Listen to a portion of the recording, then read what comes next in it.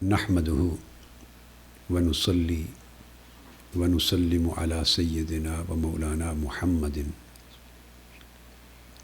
رسوله النبي الأمين المكين الحنين الكريم الرؤوف الرحيم. أما بعد، فأعوذ بالله من الشيطان الرجيم. بسم الله الرحمن الرحيم. يوم لا ينفع مال وبنون إلا من أتى الله بقلب سليم. صدق اللہ مولانا العظیم. معزز حاضرین و ناظرین، الحمدللہ تعالی ہم اللہ جل مجدہ کی توفیق سے تصوف اور تعلیمات صوفیہ کے موضوع پر سلسلہ وار گفتگو کر رہے ہیں، جس میں تصوف کی حقیقت و ماہیت پر ہم اظہار خیال کر رہے تھے پچھلی کم و بیش 4 نشستوں سے، اور آخری نشست میں ہماری گفتگو یہاں پہ ختم ہوئی اعمال کی اس تقسیم کے بیان پر کہ شریعت محمدی صلی اللہ تعالی علیہ وآلہ وسلم میں اعمال کی 2 قسمیں ہیں، اعمال ظاہری اور اعمال باطنی یا اعمال قلبی. اعمال ظاہری وہ ہیں جن کا تعلق انسان کے جسم سے اور اس کے اعضاء سے ہے، یعنی جن اعمال کی بجا آوری، جن اعمال کی پرفارمنس اور ادائیگی انسان اپنے جسم اور اپنے اعضاء سے کرتا ہے، جیسے نماز، روزہ، حج، زکوٰۃ اور دیگر تمام اعمال. اور اعمال باطنی سے مراد قلبی اعمال ہیں، دل کے اعمال جن کا تعلق انسان کے اعضائے بدنی سے، اعضائے جسمانی سے نہیں ہے، بلکہ قلب کے احوال سے، قلب کی حالت سے، قلب کی کیفیتوں کے ساتھ ہے. جیسے نیت ہے، اس کا اخلاص ہے، اس میں صدق ہے، اس میں رضا ہے، خشوع و خضوع ہے، توکل ہے، اللہ پہ یقین ہے، رجا ہے، امید ہے، اللہ کا خوف و خشیت ہے. اور منفی اعمال ہیں نواحی میں، جیسے نفاق ہے، کبر ہے، عجب ہے، ریاکاری ہے، ریا ہے، غرور ہے، حقد ہے، حسد ہے، طمع ہے، حرص ہے، لالچ ہے. تو الغرض جس طرح میں نے عرض کیا تھا کہ اعمال ظاہری میں اوامر بھی ہیں اور نواہی بھی ہیں. وہ اعمال جن کے کرنے کا حکم ہے وہ اوامر، اور وہ اعمال جن سے منع کیا گیا جیسے قتل ہے، بدکاری ہے، چوری ہے، ڈاکہ زنی ہے، شراب خوری ہے، وغیرہ وغیرہ، یہ نواہی ہیں. تو یہ اوامر و نواہی اعمال ظاہر میں آتے ہیں. اور اعمال القلب یا اعمال باطنی، اس کے بھی اوامر اور نواہی ہیں. دل کی وہ کیفیتیں اور وہ حالتیں، اور وہ ان کو قلبی اعمال کہتے ہیں جو مطلوب ہیں، جن کا کرنا مستحسن ہے، جن کا حکم دیا گیا ہے. ان کا میں ذکر کر چکا، اخلاص، صدق اور خشوع و خضوع جیسے اعمال.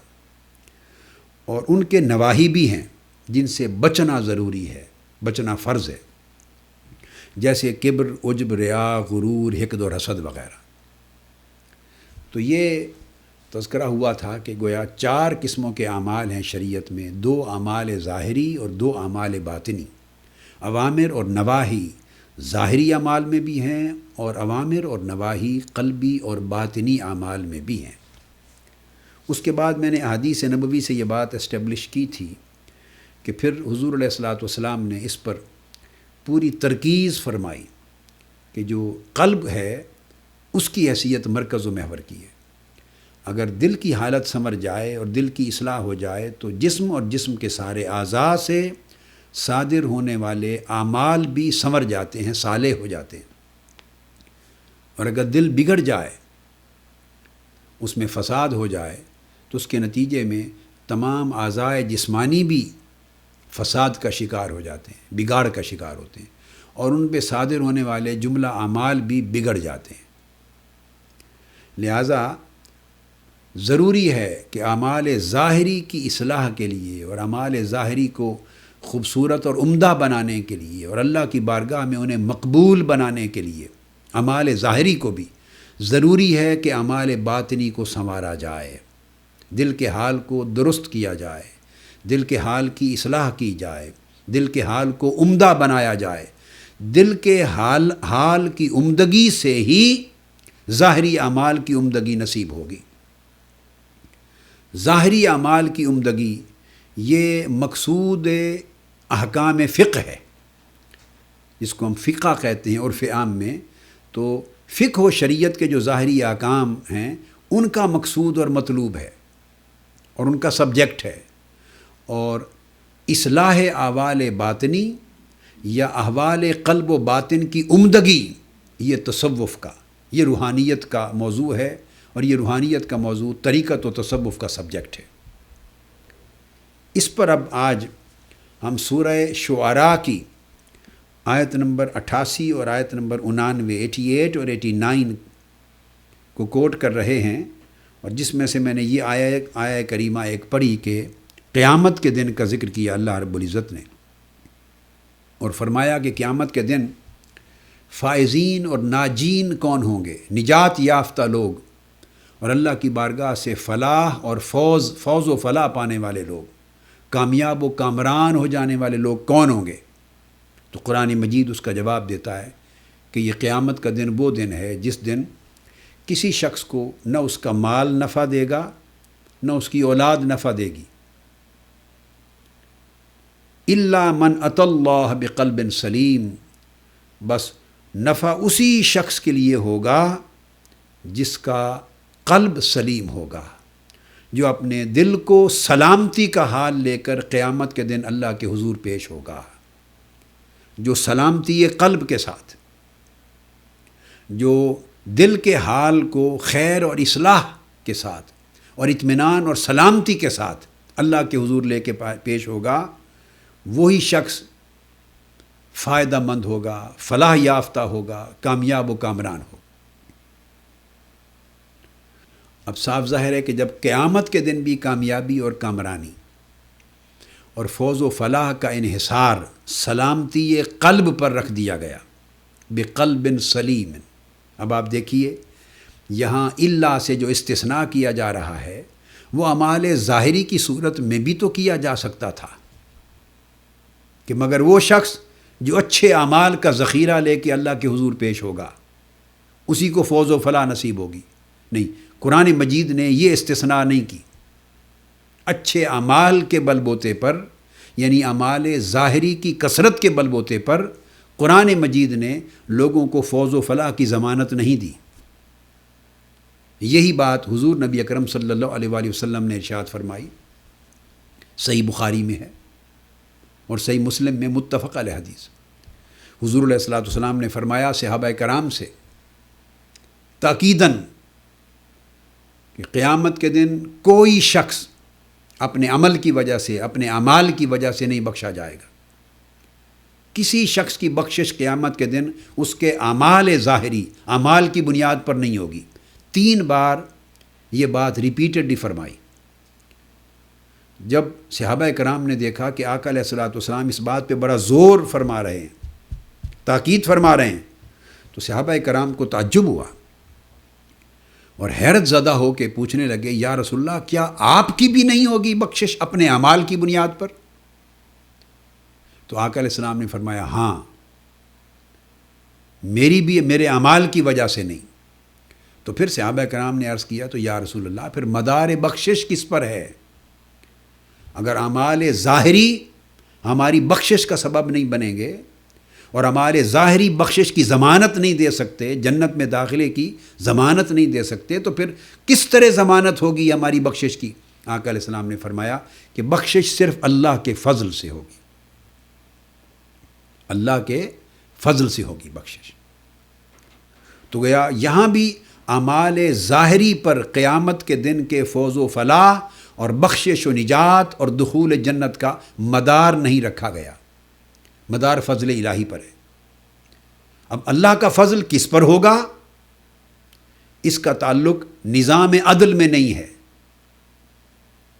فضل کا نظام الگ ہے۔ ذالک فضل اللہ یؤتی من یشاء۔ عدل کے باب میں اللہ رب العزت کا یہ ارشاد ہے کہ کسی کے ساتھ بھی عدل کے خلاف سلوک نہیں ہوگا، ایک رتی برابر بھی ظلم کسی کے ساتھ نہیں ہوگا۔ جس نے جو عمل کی کمائی کی ہوگی اس کا پورا پورا برابر حساب و کتاب ہوگا، ہر نیک عمل کی برابر تول کے ساتھ جزا دی جائے گی، ہر برے عمل کی برابر تول کے ساتھ سزا دی جائے گی۔ کسی کو اس کے اعمال کے بالمقابل جزا اور سزا میں قطعی طور پر کسی ظلم کا سامنا نہیں ہوگا، ناانصافی نہیں ہوگی۔ یہ ہے نظام عدل، سیپریٹ کر دیا۔ اب اس کے ساتھ تو اتنی بات قرآن مجید میں ہر جگہ کہی ہے، مگر بخشش کا مدار فرمایا یہ اللہ کے فضل سے ہوگا۔ ذالک فضل اللہ یؤتی من یشاء، جسے اللہ چاہے گا اپنے فضل سے نوازے گا۔ اور فضل ایک اضافی امر ہے، فضل کا معنی بھی زیادتی کا ہے، زیادہ، اصل سے برابر حد سے زیادہ دینا یہ فضل ہے، تو یہ اضافی امر ہے۔ اب وہ فضل کس طرح ہوگا اس کا اشارہ بھی قرآن مجید میں، حدیث پاک میں ہے، اور قرآن مجید میں بھی جا بجا ہے۔ حدیث پاک میں جیسے میں نے پچھلی نشست میں کوٹ کیا، صحیح مسلم کتاب البر والصلہ، حضرت ابو ہریرہ رضی اللہ تعالیٰ عنہ روایت کرتے ہیں، حضور علیہ السلام نے فرمایا ان اللہ لا ينظر الى اجسادکم ولا الى صورکم ولکن ينظر الى قلوبکم، کہ اللہ رب العزت تمہارے جسموں کو اور تمہاری صورتوں کو نہیں دیکھیں گے اور نہیں دیکھتے، اور جسموں اور صورتوں سے صادر ہونے والے اعمال ظاہری اس پر اللہ رب العزت کے فیصلے کا مدار اور ارتکاز نہیں ہے۔ کس پر ہے؟ وَلَٰكِن يَنظُرُ إِلَىٰ قُلُوبِكُمْ، وہ تمہارے دلوں کے حال کو دیکھتے ہیں کہ جو عمل بھی تم صادر کر رہے ہو، جس عمل کا تم ارتکاب کر رہے ہو، اس کی بیک گراؤنڈ میں تمہارے دل کا حال کیا ہے۔ گویا تمہارے اعمال کے پیچھے اللہ رب العزت کی نگاہ حقیقت میں تمہارے دل کے حال پر ہوتی۔ جس کے دل کا حال سنور گیا اس کے اعمال قبول ہو گئے، جس کے دل کا حال بگڑ گیا اس کے اعمال بھنور میں پھنس گئے، تباہ ہو گئے، وہ فوز و فلاح سے اور نجات اخروی سے محروم کر دیا گیا۔ تو بنیادی کنسنٹریشن اعمال ظاہری کی اصلاح اور قبولیت کے لیے بھی دل کے حال کو سنوارنے پر ہوئی، اور دل کے حال کا سنوارنا یہ علوم دین میں سے کسی اور سبجیکٹ اور سائنس اور ڈسپلن کا موضوع نہیں ہے، یہ موضوع علوم دین میں سے صرف علم الزہد و طریقت و تصوف اس کا موضوع ہے۔ علم الزہد اس سے بحث کرتا ہے، علم الطریقہ اس سے بحث کرتا ہے، علم السلوک اس سے بحث کرتا ہے، علم التصوف اس سے بحث کرتا ہے، علم المعرفت اس سے بحث کرتی۔ تمام صوفیاء کا سبجیکٹ یہ ہے، وہ دوسرے سبجیکٹس کو ٹچ بھی نہیں کرتے۔ میں جیسے پہلے پچھلی نشست میں عرض کر چکا ہوں، دوسرے سبجیکٹ ان ڈسپلنس کے ماہرین کے لیے ہیں، ان سائنسز کے اسپیشلسٹ اور متخصصین کے لیے ہیں، خواہ وہ ائمہ تفسیر ہیں، ائمہ فقہ ہیں، ائمہ حدیث ہیں، ائمہ اصول ہیں، ائمہ عقیدہ ہیں، ائمہ فروع ہیں، وہ سارے سبجیکٹس ان کے لیے ہیں۔ اسی طرح یہ ایک سبجیکٹ ہے کہ حال قلب کس طرح سنورے، دل باطنی عوامر سے کس طرح مالا مال ہو اور کس طرح عمل پیرا ہو، اور دل باطنی نواہی سے کس طرح اجتناب پذیر ہو، کس طرح محفوظ رہ جائے۔ اس عوامر و نواہی پر جو قلب و باطن کے عوامر و نواہی ہیں، ان پر عمل کس طرح کیا جائے، ان پر عمل کس طرح آسان ہو جائے، طبیعتیں ان پر عمل ہے پیرا ہونے کے لیے کس طرح راغب ہو جائیں، اور کس طرح طبیعتوں میں ان اعمال کی باطنی کی رغبت اور محبت پیدا ہو جائے، اور نواہی کے لیے طبی نفرت اور دوری پیدا ہو جائے، اور ان میں کس طرح ترقی ہو، یہ سارا کا سارا سبجیکٹ تصوف ہے۔ اب یہ قرآن مجید نے یہاں بھی بتا دیا کہ گویا قیامت کا دن نفع کا دن اسی کے لیے ہے جو قلب سلیم لے کے آئے گا، جو دل کی سلامتی کی حالت لے کر آئے گا۔ تو دل کو سلامتی کا حال کس طرح نصیب ہو، یہ ساری ایک باطنی اصلاح کا پروسیس ہے۔ اس کا تعلق تزکیہ نفس کے ساتھ ہے، تصفیہ قلب کے ساتھ ہے، تہذیب نفوس و اخلاق کے ساتھ ہے۔ یہ جو تصوف کا پورا موضوع ہے، یہی موضوع قیامت کے دن مومنوں کو اور مسلمانوں کو فوز و فلاح کی دولت سے سرفراز فرمائے گا۔ یہی وجہ ہے کہ امام جلال الدین سیوطی رحمہ اللہ تعالی، جو جلیل القدر امام ہیں تفسیر کے بھی اور حدیث کے بھی، تو امام جلال الدین سیوطی فرماتے ہیں اپنی کتاب اور فقہ کے بھی، الاشباح والنظائر، یہ امام سیوطی کی کتاب ہے، اس کے صفحہ 504 پر ارشاد فرماتے ہیں امام جلال الدین سیوطی، وَأَمَّا عِلْمُ الْقَلْبِ وَمَعْرِفَةُ أَمْرَادِهِ مِنَ الْحَسَدِ وَالْعُجْبِ وَالرِّيَاءِ وغیرہ۔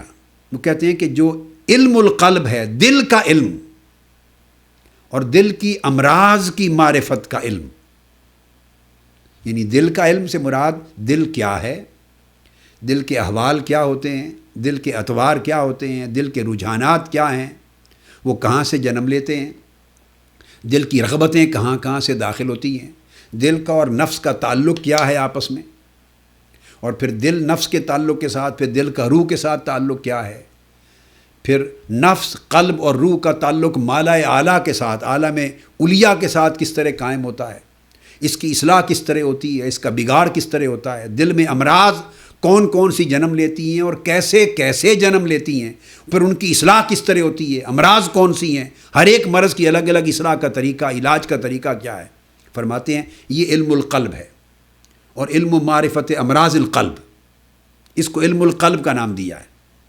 فرماتے ہیں کہ اس علم کا حاصل کرنا، یہاں امام غزالی رحمۃ اللہ تعالیٰ علیہ کو کوٹ کر کے امام جلال الدین سیوطی انہیں کوٹ کر کے فرماتے ہیں فقال الغزالی انہا فرض عین، یہ فرض عین ہے،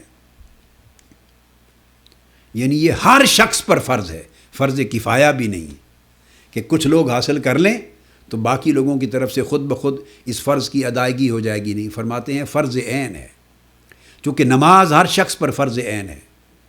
آپ سمجھ لیں وہ اعمال ظاہری اور وہ فرائض اور واجبات ظاہری اور وہ سنن اور نوافل ظاہری اعمال میں جو ہر شخص پر فرض ہیں، ہر شخص پر واجب ہیں، تو ان کے ساتھ ان کی درستگی اور عمدگی کے لیے ان کی قلب اور باطن کی اصلاح بھی ضروری ہے، بالکل ناگزیر ہیں، ان کا ریلیشن شپ آپس میں انٹر ڈیپینڈنٹ ہے، ریسیپروکلی ریلیٹڈ ہیں یہ ظاہری اعمال اور باطنی احوال، اور جب تک باطنی احوال کی اصلاح نہیں ہوگی اس سے ریلیٹڈ ظاہری اعمال کی اصلاح نہیں ہوگی، اور جب تک ظاہری اعمال صالح نہیں ہوں گے، عمل الصالحات کے دائرے میں شامل نہیں ہوں گے۔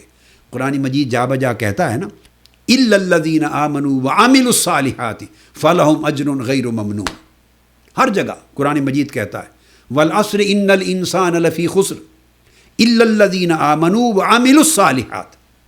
تو جا بجا جب اعمال کی بات کرتا ہے تو اعمال کو اعمال صالحہ کہتا ہے، اعمال صالحات ہوں گے تو ایمان کے ساتھ اعمال صالحہ مل کر انسان کو پھر اجر غیر ممنون دیں گے، نہ ختم ہونے والا اجر دیں گے، انسان کو مامون اور ماجور بنائیں گے۔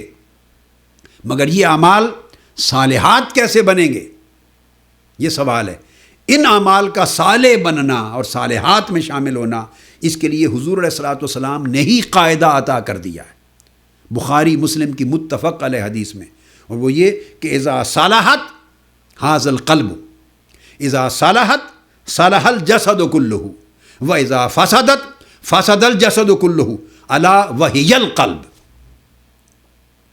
کہ یہ قلب ہے، دل ہے، دیکھ لو، اس دل کا وظیفہ اور اس دل کا کام یہ ہے کہ اگر یہ صالح ہو جائے تو سارا جسم اور جسم کے سارے اعمال بھی صالح ہو جائیں گے، صالحات بن جائیں گے، اور اگر یہ دل فاسد ہو جائے، بگڑ جائے، تو اس سے پورا جسم اور جسم سے صادر ہونے والے جملہ اعمال ظاہری وہ بھی فاسد ہو جائیں گے، بگڑ جائیں گے۔ تو اب یہ اعمال صالحات کی تعریف آ گئی کہ اعمال صالحات میں کس طرح شامل ہوتے ہیں۔ اعمال صالحہ اس وقت تک نہیں بن سکتے جب تک قلب کی حالت صالحہ نہ ہو۔ تو قلب کی صالحیت ہی اعمال کو صالح بناتے، یہ لنک ہو گیا۔ تو اس کو فرمایا کہ فرض عین ہے، جب نماز کو صالح بنانا چاہا عمل صالح، جب روزے کو عمل صالح بنانا چاہا، مناسک حج کو اعمال صالحہ میں بدلنا چاہا، زکوٰۃ کو، صدقات کو، خیرات کو اعمال صالحہ بدلنا چاہا، اپنے اخلاق اور عادات کو اور اپنے معاملات کے جمی نیکیوں کو اعمال صالحہ بنانا چاہا، ہر خیر اور نیکی کا عمل جس کا قرآن اور حدیث نے حکم دیا ہے، آپ نے چاہا کہ وہ اعمال صالحہ بنے، تو یہاں آ کر وہ پورا سفر رک گیا، بات رک گئی۔ اب کوئی عمل، خواہ وہ نماز ہے، خواہ وہ روزہ ہے، خواہ وہ حج ہے، خواہ وہ زکوٰۃ ہے، خواہ وہ جہاد ہے، جہاد کرنے والے کو بھی قیامت کے دن پکڑ لیا جائے گا کہ تم نے اس لیے جہاد کیا کہ مر گیا تو شہید ہو جاؤں گا، پیچھے وظائف ملیں گے، بچ گیا تو غازی کہلاؤں گا، تو اپنے نام کی شہرت کی وجہ سے جہاد کیا تم نے، تمہیں شہرت مل گئی، جاؤ اٹھا کے اس کو جہنم میں پھینک دو کہ جہاد اس کے نامہ اعمال میں بطور عمل صالح شامل نہیں ہے۔ سخی کو بلا لیا جائے گا کہ تم نے سخاوت اس لیے کی، مال و دولت اس لیے غریبوں کو دیا کہ لوگ تمہیں سخی کہیں، کریم کہیں، تمہارے آگے جھکیں، تمہارے آگے جھولیاں پھیلائیں، سوسائٹی میں تمہاری عزت ہو، تکریم ہو، وہ تمہیں مل گئی۔ فرشتوں کو حکم ہوگا جاؤ دوزخ میں پھینک دو کہ اس کے اعمال میں، اعمال صالحہ میں اس کی سخاوت اور اس کی جو خیرات تھی وہ شامل نہیں ہے۔ کیوں؟ کہ یہ جو کچھ اعمال اس نے صادر کیے، ان کے پیچھے قلب کا حال صالح نہ تھا، قلب کی نیت صالحہ نہ تھی، قلب میں صدق اور اخلاص کی کیفیت نہ تھی۔ چونکہ قلب کا حال صالح نہ تھا، سو یہ اعمال تو ہوئے مگر اعمال صالحہ نہ ہوئے۔ اور فقط اعمال انسان کا ذخیرہ نہیں ہے، خزانہ نہیں ہے، بلکہ اعمال صالحہ خزانہ ہیں۔ اگر اعمال سیئہ بن گئے، دل کی حالت کے بگڑنے کی وجہ سے، نیت میں ریا ہونے کی وجہ سے، عجب اور تکبر کی وجہ سے، حرص اور لالچ کی وجہ سے، شہرت طلبی کی وجہ سے، جاہ طلبی کی وجہ سے، ناموری کی طلب کی وجہ سے، تو ریا بن گئی ساری۔ اگر دل کی حالت ریا کی ہے، صدق اور اخلاص نیت میں نہیں ہے، تو ریا سارے کے سارے نیک اعمال کو اعمال سیئہ میں بدل دے گا، وہ اس کے نامہ اعمال میں نیکیوں کے طور پہ درج نہیں ہوں گے، اعمال سیئہ میں بدل جائیں گے۔ تو اعمال سیئہ بننے سے بچنا اور ان اعمال کا اعمال صالحہ میں بدل جانا، اس کا انحصار بھی اس بات پر ہے کہ دل کا حال سنورا ہوا ہو، دل ریا سے پاک ہو، کدورت سے پاک ہو، شہرت طلبی سے پاک ہو، جاہ طلبی سے پاک ہو، منصب طلبی سے پاک ہو، نام آوری سے پاک ہو، اور حقد سے پاک ہو، حسد سے پاک ہو، بغض سے پاک ہو، اناد سے پاک ہو، دنیا کی ہر بد نیت سے دل کا حال پاک ہو۔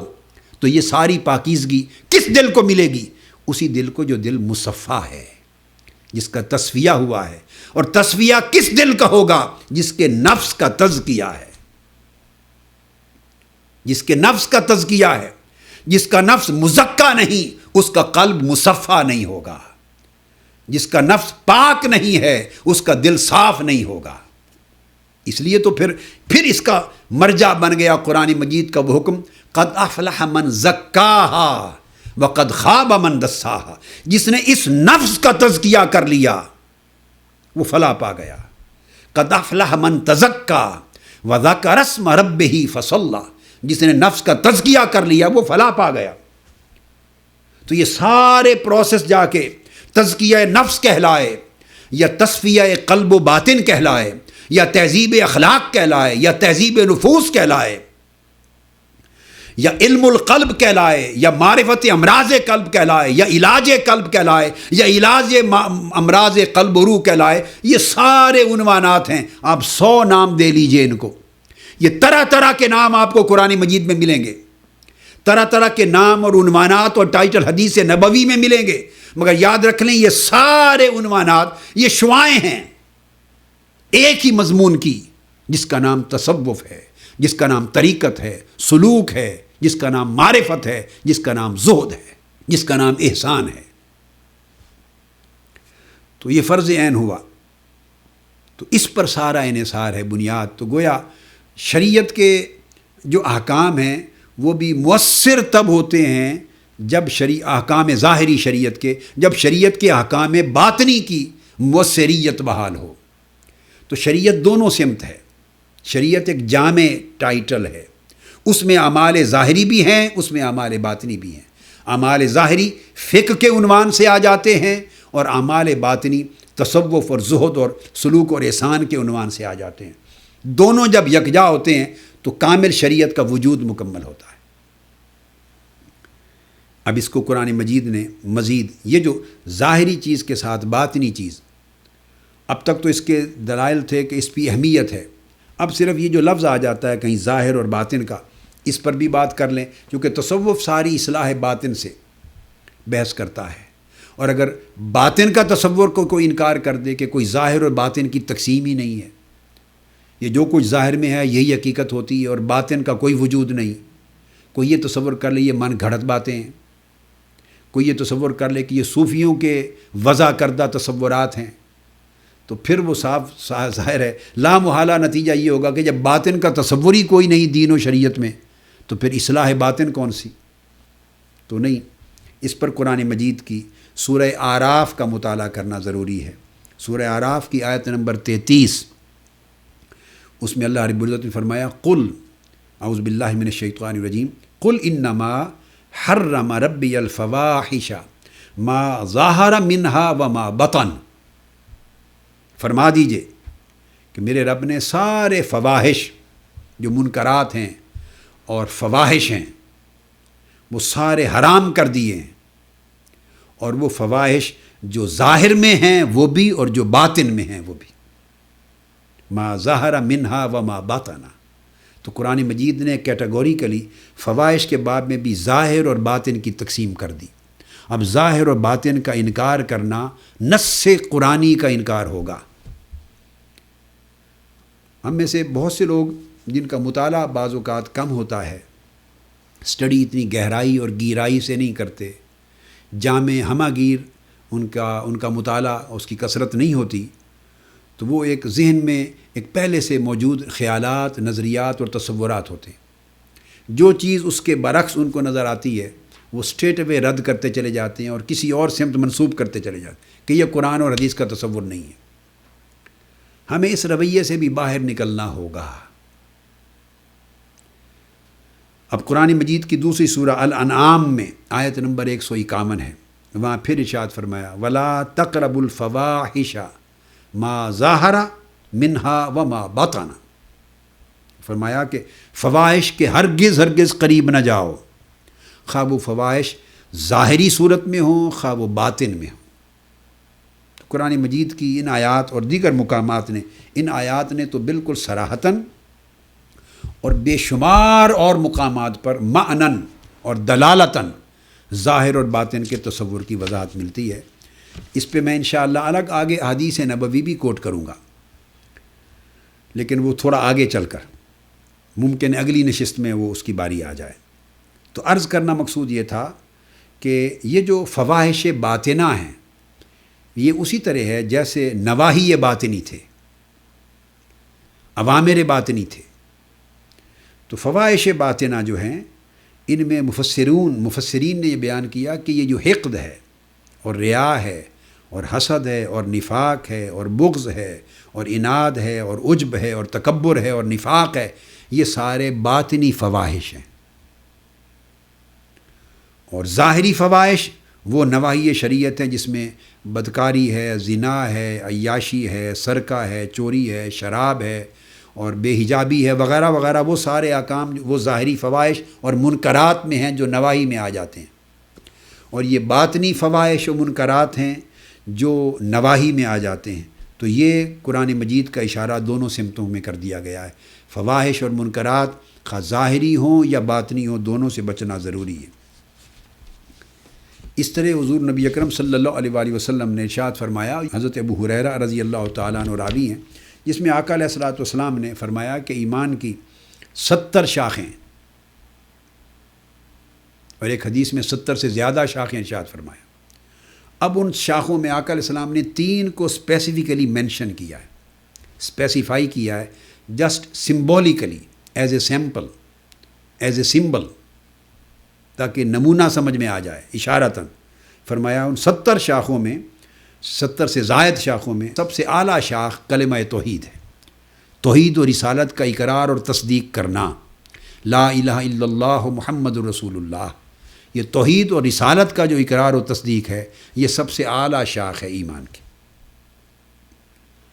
اور فرمایا ادھر سب سے نیچے جہاں سے اسلام شروع ہو جاتا ہے وہ شاخ ہے وَأَدْنَاهَا إِمَاطَةُ الْأَذَىٰ عَنِ الطَّرِيقِ۔ کوئی شخص اگر راستے سے گزر رہا ہے اور کوئی پتھر پڑا ہے، کوئی اینٹ پڑی ہے، کوئی تکلیف دہ چیز پڑی ہے لوگوں کے لیے جو مسافروں کو تکلیف دے سکتی ہے، کانٹے پڑے ہیں، چبھ سکتے ہیں، اذیت کا باعث بن سکتے ہیں، اس اذیت ناک اور تکلیف دہ چیز کو راستے سے ہٹا دینا تاکہ راہ گیروں کو، مسافروں کو اذیت نہ پہنچے، تکلیف نہ پہنچے، تو وہ عمل جو ہے فرمایا یہ بھی ایمان کا حصہ ہے۔ تو نچلی حد یہ ہے کہ عام لوگوں کی، خواہ وہ مسلمان ہے خواہ وہ کافر ہے، نیک ہے یا بد ہے، متقی مومن ہے یا فاسق و فاجر ہے، مسلمان ہے کافر ہے، قطع نظر اس کے عمل کے، اس کے دین کے، اس کے عقیدے کے، ایک انسان ہے وہ گزر رہا ہے، حتیٰ کہ دیگر حدیث کو جائزہ لیں تو حیوان بھی شامل کیے گئے۔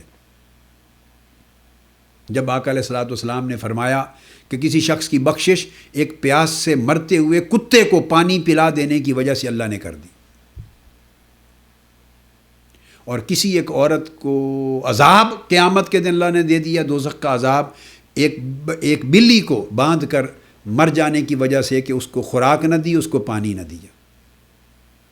تو کتے اور بلی کو اذیت سے بچانا اور ان کو راحت پہنچانا، نفع پہنچانا، اور ان کی خیر کا خیال کرنا، ان کی بھلائی کا خیال کرنا، کتوں اور بلیوں تک کا بھی،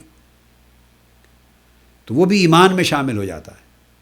تو ایک درجہ یہ ہے، ایک درجہ وہ ہے۔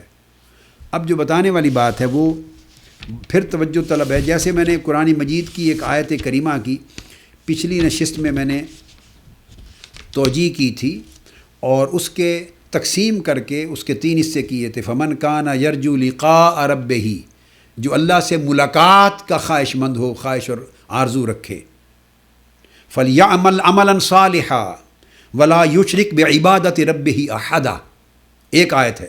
تو میں نے یہ واضح کیا تھا اور میں دہرا رہا ہوں اختصار سے کہ جو شخص اللہ سے ملاقات کی امید رکھے اور آرزو رکھے، وہ نیک اعمال کرے اور اللہ کے حضور کسی کو شریک نہ ٹھہرائے، توحید پر عقیدہ رکھ کے شرک نہ کرے۔ 3 کلیات بیان کیے ایک آیت میں۔ تو پہلا حصہ آیت جو ہے، جو اللہ سے ملاقات کی خواہش و آرزو رکھے، اس کا تعلق عمل قلبی سے ہے۔ خواہشات کا دل میں ہونا، آرزو مند ہونا، یہ عمل قلب ہے، دل کا عمل ہے۔ تو یہ تصوف کا موضوع بنا۔ اللہ سے ملاقات کی آرزو یہ تصوف کا سبجیکٹ ہو گیا۔ فَلْيَعْمَلْ عَمَلًا صَالِحًا، تو وہ اعمال صالحہ کرے، نیک اعمال کی بجا آوری کرے۔ یہ فقہ کا سبجیکٹ ہو گیا کہ شریعت کے اوامر اور نواہی کو بجا لائے، اعمال صالحہ کا ارتکاب کرے، ظاہری اعمال کا۔ یہ شریعت میں فقہ کا سبجیکٹ ہو گیا۔ وَلَا يُشْرِكْ بِعِبَادَةِ رَبِّهِ أَحَدًا، تو پھر وہ شرک کا مرتکب نہ ہو۔ تو یہ جو شرک کا، یہ عقیدہ آ گیا، یہ عقیدہ کا سبجیکٹ ہو گیا۔ تو آپ نے دیکھا کہ اس میں عقیدہ اور ایمان بھی آ گیا۔ فَلْيَعْمَلْ عَمَلًا صَالِحًا، اس میں فقہ اور اسلام بھی آ گیا۔ فَمَنْ كَانَ يَرْجُو لِقَاءَ رَبِّهِ، جو اللہ سے ملاقات کی آرزو دل میں رکھے، اس میں احسان اور تصوف بھی آ گیا، تصوف و احسان۔ جس طرح اس آیت کریمہ میں تینوں چیزیں سمو دی گئیں، اسی طرح اس حدیث نبوی میں بھی 3 چیزیں سمو دی گئیں کہ ایمان کی 72 یا زائد شاخوں میں سے سب سے اعلیٰ شاخ اور سب سے اعلیٰ شعبہ توحید و رسالت کا اقرار اور تصدیق، سب سے ادنا شعبہ جہاں سے ایمان داخل ہو جاتا ہے، وہ راستے سے لوگوں کی اور اللہ کی مخلوق کے لیے اذیت اور تکلیف دینے والی چیز کو ہٹا دینا، یعنی لوگوں کی بھلائی کا خیال کرنا، لوگوں کو تکلیف اور اذیت سے بچانا۔ تو یہ جو عمل آ گیا 2، اور تیسرا والحیاء شعبۃ من الایمان، اور فرمایا حیا یہ بھی ایمان ہے، ایمان کا ایک شعبہ، ایک پورا ڈپارٹمنٹ، ایک پوری برانچ ہے ایمان کی۔ اب اس میں 3 چیزیں بیان ہوئی، آپ غور کیجئے۔ پہلا، توحید و رسالت کی شہادت، کلمہ، یہ عقیدہ آ گیا، یہ انسان کا، مسلمان کا عقیدہ داخل ہو گیا۔ اس کے بعد اماطۃ الاذی عن الطریق، اس میں تہذیب نفس انسان کی تہذیب اخلاق آ گئی اور آداب دین آ گئے. اخلاق حسنہ اور آداب دین اور انسانی حقوق، ہیومن رائٹس کی نگہداشت آ گئی. مورل اور etiquette, human morals and etiquettes کی نگہداشت آ گئی. موریلٹی آ گئی، ہیومینٹی آ گئی، ہیومنزم آ گئی. یہ دوسرا سبجیکٹ آ گیا. اور تمام سیکولر سبجیکٹس، سوشیالوجی آ گئی، سائیکالوجی آ گئی، علم الابدان میں میڈیکل سائنسز آ گئیں، امراض کا لوگوں کو علاج کر کے شفا یاب کرنا، یہ سارے سبجیکٹ ایمان کے اس حصے میں داخل ہو گئے جس سے انسانیت کو فائدہ پہنچ رہا ہے بالعموم، اور انسانیت کو تکلیف اور اذیت سے بچایا جا رہا ہے بالعموم. تو یہ سبجیکٹ اس میں آ گیا. اور تیسرا فرمایا والحیاء، اور حیا کرنا. حیا قلب کا عمل ہے. حیا قلب کا عمل ہے. دل یا کسی کے لیے باادب ہوتا ہے یا بے ادب ہوتا ہے. دل کسی کا حیا کرتا ہے یا بے حیا ہو جاتا ہے دل. تو یہ کسی کی عزت کرنا، حیا کرنا، تکریم کرنا، یہ کیفیت دل سے ایمرج ہوتی ہے. جب دل سے ایمرج ہوتی ہے تو پھر اس کا ظہور انسان کے اعمال سے، ظاہری اعمال سے اور انسان کے جسمانی اعضاء سے ہوتا ہے، خواہ آنکھوں سے ہو، خواہ زبان کے کلمات سے ہو، خواہ ہاتھوں سے ہو یا دیگر اعمال کے ذریعے ہو. تو یہ جو حیا اصلاً قلب کی ایک کیفیت ہے، فرمایا شعبۃ من الایمان، یہ بھی ایمان کا شعبہ ہے، ایک برانچ اور ڈپارٹمنٹ ہے. تو آپ نے دیکھا کہ یہاں آقا علیہ السلام نے اس قلب کی ایک حالت کی، ایک کیفیت کی اور ایک ماہیت کی حقیقت بیان کی، اور فرمایا کہ وہ قلب کی جو کیفیت ہے وہ حیا، وہ بھی ایمان کا ہی کا ایک شعبہ ہے. وہ خارج از ایمان نہیں ہو سکتا. تو پھر قلب کی کیفیتوں اور قلب کے احوال کی اصلاح کا عمل اور تصوف پھر خارج از اسلام کیسے ہو سکتا ہے؟ خارج از دین کیسے ہو سکتا ہے؟ دین کا متوازی ایک مذہب اور نظام کیسے ہو سکتا ہے؟ آقا علیہ السلام نے تو اسے عین ایمان قرار دیا ہے. وہ چیز کہ جو قلب کی ایک پاک خصلت اور پاک کیفیت اور پاک حالت ہے، اور پھر اس کا حصول اور اس کی تگ و دو اور اس کا طریقہ وہ اسی کے ساتھ اس کا لازمہ ہے. چونکہ جب تک وہ کمال حاصل نہیں ہوگا، قلبی حال کا کمال نہیں ہوگا، اس وقت تک اعمال صالحہ کو کمال نصیب نہیں ہوگا. چونکہ آخرت کا جس طرح فرمایا کہ مدار قلب کی سلامتی پر ہے، اسی طرح حدیث پاک میں حضور علیہ السلام نے فرمایا، صحیح مسلم میں ہے یہ حدیث، اور وہ بھی کتاب الایمان میں، عبداللہ ابن مسعود رضی اللہ تعالیٰ عنہ روایت کرتے ہیں. آقا علیہ السلام نے فرمایا لا يدخل الجنہ من کان فی قلبہ مثقال ذرۃ من کبر. اب سلامت قلب، سلامتی یہ قلب کس طرح ہے؟ آقا علیہ السلام نے فرمایا وہ شخص کبھی جنت میں نہیں جا سکتا، کبھی جنت میں نہیں جا سکتا جس کے دل میں ایک ذرہ برابر بھی کبر ہوگا، تکبر ہوگا، رعونت ہوگی، نخوت ہوگی، کبریائی ہوگی. یہ جو نخوت اور بڑا پن ہے، تکبر، جس کے دل میں یہ تکبر ایک ذرہ کے برابر بھی ہوگا، وہ جنت میں نہیں جا سکتا. اب بائی دی وے تکبر کی بات آ گئی، ایک جملہ میں توضیحاً بیان کر دوں. آپ پوچھیں گے اس کبر کو اتنا مذموم کیوں کہا؟ اس لیے کہ کبریائی اللہ کی شان ہے. حضور علیہ السلام نے فرمایا کہ اللہ رب العزت نے فرمایا الکبریا اور ردائی، کبریا میری چادر ہے. بڑا ہونا، بڑا پن یہ میری چادر ہے. جس نے تکبر اپنایا اس نے گویا میری چادر چھیننے کی کوشش کی. اب دیکھیے کتنے لوگ ہیں ہم میں سے جو ظاہراً اعمال ظاہری میں شریعت رکھتے ہیں، دین پر عمل پیرا ہونے کی بات کرتے ہیں، ایمان کی بات کرتے ہیں، اسلام کی بات کرتے ہیں، تبلیغ کرتے ہیں، اشاعت دین کرتے ہیں، ساری باتیں کرتے ہیں. اور اسی طرح کتنے لوگ ہیں جو دین کے علمبردار نہیں ہیں، سیاست کے علمبردار ہیں، اقتدار پر ہیں، منصب حکومت پر ہیں. اور کتنے لوگ ہیں کہ جن کے پاس مال و دولت اور تجارت کا راستہ ہے. ہر فیلڈ میں اگر آپ دیکھیں تو وہ خواہ دینی اس کی پہچان ہے، خواہ اس کی اقتصادی اور مالی تمول مالداری اس کی پہچان ہے، خواہ سیاسی قوت، حکومت اور اقتدار اس کی پہچان ہے، جاؤ منصب. ہر طبقے میں آپ دیکھیں گے کتنے لوگ ہیں جن کے اندر تکبر ملے گا، ان کی بولی بولے گی تکبر. ان کا چلنا پھرنا تکبر کا آئینہ دار ہوگا، ان کا ہاتھ ملانے کا انداز تکبر کا آئینہ دار ہوگا، ان کا بیٹھنا تکبر کی آئینہ داری کرے گا، غمازی کرے گا، عام لوگوں کے ساتھ ان کا سلوک تکبر کی آئینہ داری، غریب طبقات کے ساتھ، محروم طبقات کے ساتھ، پسے ہوئے لوگوں کے ساتھ، کمزوروں کے ساتھ، محتاجوں کے ساتھ، سائلوں کے ساتھ ان کا انداز رعونت کا ہوگا۔ یہ سب مختلف شکلیں ہیں، اظہار ہیں کبر کے، تکبر کے۔ تو فرمایا اگر اس تکبر کا ایک ذرہ بھی ہے وہ جنت میں نہیں جائے گا۔ اس کا مطلب ہے اگر اس کے پاس لاکھوں کی تعداد میں باقی نیکیاں اور اعمال اس نے جمع کر رکھے تھے، وہ سارے کے سارے بسم ہو جائیں گے کبر کی آگ میں، اسی طرح حسد کی آگ میں جل جائیں گے۔ ایک حسد کی چنگاری اگر چھوٹی سی دل میں ہو تو اعمال صالحہ کے پہاڑوں کے پہاڑ بھی کسی نے جمع کر رکھے ہوں تو وہ سارے کے سارے اعمال کی پہاڑوں کو وہ حسد کی ایک چنگاری جلا کے راکھ کر دیتی ہے۔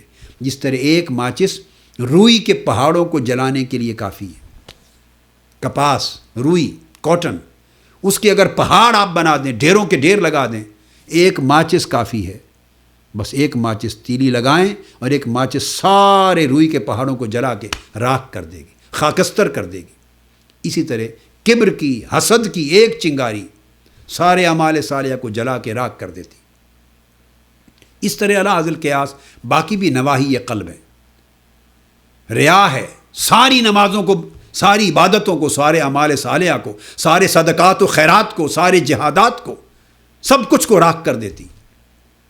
عالم کی کہ علم دین کی تبلیغ کو برباد کر دیتی ہے، اس کے باوجود دوزخ میں پھینکا جائے گا کہ تم نے دین کی تبلیغ میری رضا اور میرے دین کی سربلندی کے لیے نہیں کی تھی، اس لیے کی تھی کہ لوگ تمہیں عالم دین سمجھ کر، دین کا بڑا نمائندہ، بہت بڑا بزرگ سمجھ کر تمہاری عزت کریں، ہاتھ چومیں، تمہارے سامنے دست بستہ بیٹھیں، تمہاری طرف رجوع کریں، تمہاری یہ کمانڈ ہو، اسپریچول کمانڈ ہو، یہ نیت تھی۔ تو ریا کی ایک ماچس ہے، ایک چنگاری ہے، اس نے علم دین کی ضمن میں ساری خدمات کو راکھ کر دیا۔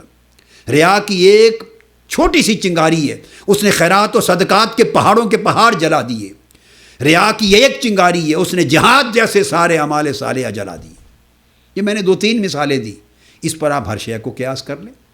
قرآن مجید کہتا ہے فویل للمصلین الذین هم عن صلاتهم ساہون الذین هم یراؤون ویمنعون الماعون۔ فرمایا تباہی اور ہلاکت ہے ان نمازیوں کے لیے جو نماز پڑھتے ہیں اور پھر بھی اپنی نمازوں کو بھولے ہوئے ہیں، یعنی روح صلات کو بھولے ہوئے ہیں۔ نماز پڑھتے ہیں مگر روح نماز بھولے ہوئے ہیں۔ نماز کا جسم اٹھائے پھرتے ہیں اپنے کندھوں پر مگر نماز کی روح یکسر نظر انداز کر چکے۔ ان صلاتہم ساہون، اپنی نمازوں کو بھولے ہوئے ہیں مصلین، ہیں نمازی۔ خاص بات ہے، فرمایا المصلین، تباہی اور ہلاکت اور دوزخ کا نچلا درجہ، اذیتناک درجہ ان نمازیوں کے لیے ہے۔ کون نمازی؟ ہم عن صلاتہم ساہون، جو اپنی نماز کی روح کو بھولے ہوئے ہیں۔ اگر وہ نماز پڑھنا ہی بھولے ہوئے تھے تو قرآن ان کو نمازی تو نہ کہتا۔ نماز پڑھ کے بھی نماز کو بھولنا، روح صلات کو بھولنا، یہ کون لوگ ہیں؟ الذین ہم یراؤون، جو ریا کرتے ہیں۔ تو نمازوں کی کثرت ان کے کندھوں پر ہے، اعمال کی، نمازوں کی، مگر دل میں ریا کی ایک چنگاری ہے، ریاکاری، دکھلاوا، دل کی حالت ہے، اس نے ساری نمازوں کو بسم کر دیا۔ تو اس کی طرف اشارہ ہے کہ اگر دل کا حال نہ سنورا تو کوئی عمل صالح نہیں بن سکے گا۔ سو سب سے اعلیٰ ضرورت احکام شریعت میں وہ امراض قلبیہ کا علاج ہے۔ اور اس لیے آج کی بات یہاں پہ ختم کرتا ہوں۔ اس لیے صوفیاء نے تصوف کی تعریف کرتے ہوئے، تصوف کی حقیقت و ماہیت بیان کرتے ہوئے بات یہ کی کہ تصوف نام ہی اس مضمون کا ہے جو مختص ہے بمعالجۃ الامراض القلبیہ، جو قلب کے امراض کے علاج سے عبارت ہے، جو قلب کے احوال کو سنوارنے سے عبارت ہے، وتزکیۃ النفوس والتخلص من صفاتها الناقصہ، اور نفوس کو پاک و صاف کرنا اور اس کی ناقص مذموم صفات سے نفوس کو پاک کرنا، اور اس کے مذموم علامات سے اور کیفیات سے قلب کو پاک کرنا، اور ان امراض کے علاج کے ذریعے قلب اور نفس کو علاج کے ذریعے صحت مند اور توانا کرنا اور صالح کرنا، اس مضمون سے عبارت ہے تصوف۔ تو گویا تصوف اصل دین ہے، تصوف روح دین ہے، تصوف اصل شریعت ہے، مغز شریعت ہے، روح شریعت ہے، روح احکام اسلام ہے، روح تعلیمات اسلام ہے۔ صرف عنوانات پر نہیں جاتے، عنوانات تو میں نے آپ کو عرض کر دیا، مضمون کو سمجھانے کے لیے ٹائٹلز اور ٹرمز بنائی جاتی ہیں، اس پر نہیں جاتے، مضمون پر جاتے ہیں۔ آج کی گفتگو یہاں پہ ختم کرتے ہیں، یہ مضمون انشاءاللہ ہماری اگلی نشست میں جاری رہے گا۔ وما علینا الا البلاغ۔ شیخ الاسلام ڈاکٹر محمد طاہر القادری کے آفیشیل یوٹیوب چینل کو سبسکرائب کریں اور بیل آئیکن کلک کریں۔